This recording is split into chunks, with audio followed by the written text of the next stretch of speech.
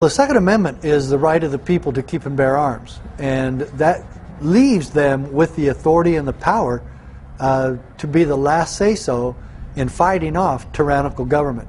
And the one thing that the Democrats and the liberals and a lot of people make a mistake about is that the first part of the Second Amendment, where it says a well-regulated militia being necessary for the security of a free state, comma, the right of the people to keep and bear arms, shall not be infringed. Well, some people think that the reference to militia is talking about the Army or the National Guard. Well, there's two things wrong with that. The National Guard wasn't formed until 100 years later, and the Founding Fathers didn't even like the idea of a standing army.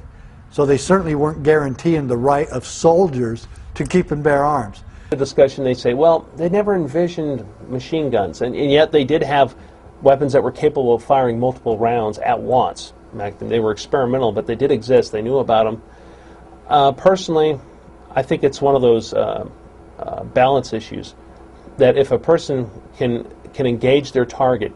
Well, the Second Amendment says the right to keep and bear arms. It doesn't specify what type of arms, and it doesn't specify pistols, shotguns, rifles, assault rifles, whatever. It says arms. So I think what you just described there, the fact that a populace should be able to defend itself from their government, if necessary, includes the right to have any sort of weapon that the federal government or any government has. I draw my line in the sand when I know beyond a shadow of a doubt, and I can feel it and see it, taste it, that my rights are being violated. That's when I take a stand. Would you be willing to be force vaccinated? No. Then would you be willing to go to a quarantine camp? No. What do you plan to do if they come knocking on your door? Well, you bring your syringe, I'll bring my 40.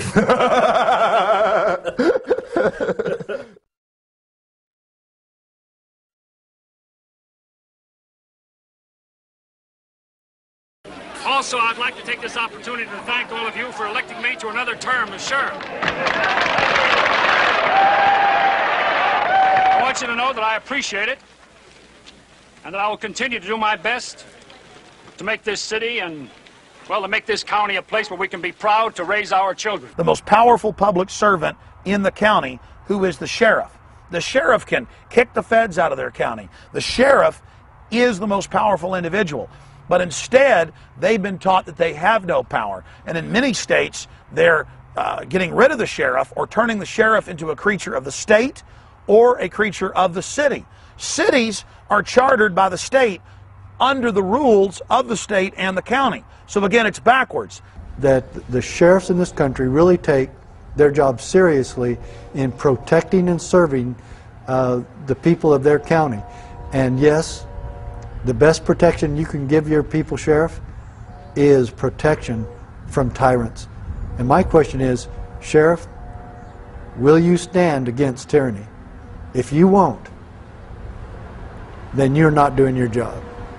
You can move out in the middle of the desert and get together with a couple hundred of your friends and found a city. You could hire your own police. You can go set up speed traps out on the highway and pull over unsuspecting families that are out there, driving by as tourists. But the minute you start violating the county laws and the state laws, you are involved in criminal activity. The cities are simply incorporations. And so they are trying to overthrow the sheriffs. They are trying to overthrow the legislatures through these agreements they're signing with the federal government and the United Nations. We've always been swindled in one way or another. We just refuse to accept that it's happening again. We get trusting. And, between COINTELPRO, Project Megiddo, this is just another example of it with the Obama White House. A lot of people get confused. They think that communism is for the people. But if you study history in depth, you will learn that big central banks and powerful robber barons actually funded communism as a way to con the people back into serfdom, back into slavery.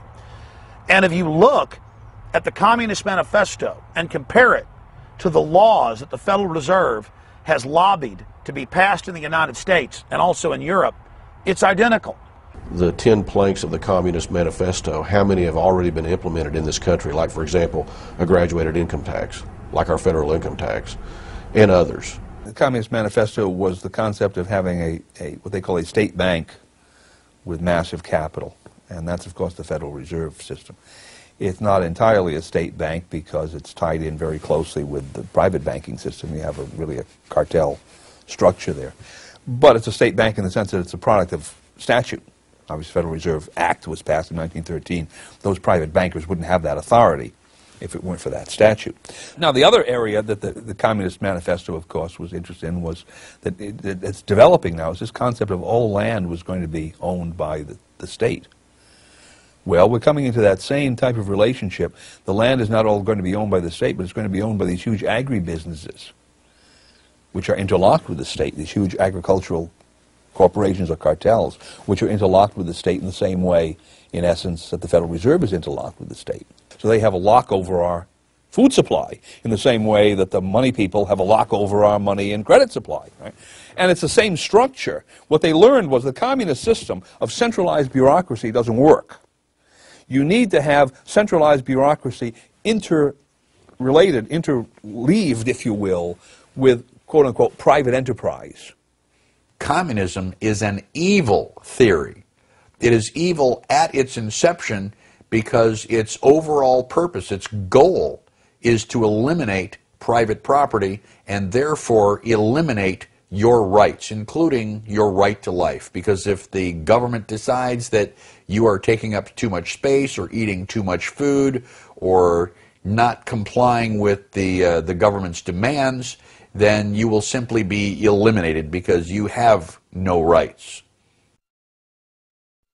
This is a very sophisticated, nuanced issue. The similarities between the Civil War in the 1860s between the North and the South and what's happening today with the Declaration of State Sovereignty. We have to be very careful. If you study the history of what happened then, this is on record, mainline history.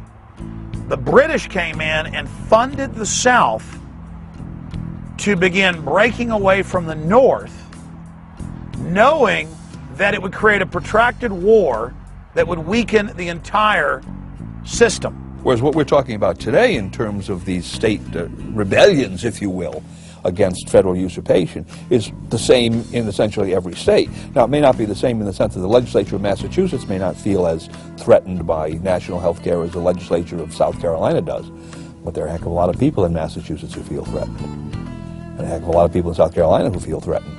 And eventually, if enough people in Massachusetts feel threatened, that legislature will change its tune. The people in Washington are making decisions that benefit themselves. The American people are beginning to realize that, and we are undergoing a second American Revolution. We're undergoing another change in the way that people think. Right now we have foreign offshore banks coming in, controlling the federal government to engage in all these oppressive and tyrannical operations against the states that has the states declaring their sovereignty and some threatening to secede, which will then provoke a national crisis, which is what the globalists want. Instead, we need the states to declare their sovereignty, but not secede, and point out that the federal government itself has already seceded to international control. It's not the states that are trying to secede, it's the states that are trying to get the federal government to follow the Bill of Rights and Constitution and not be a gang of traitors and crooks, a bunch of mercenaries working at the behest of offshore corporations.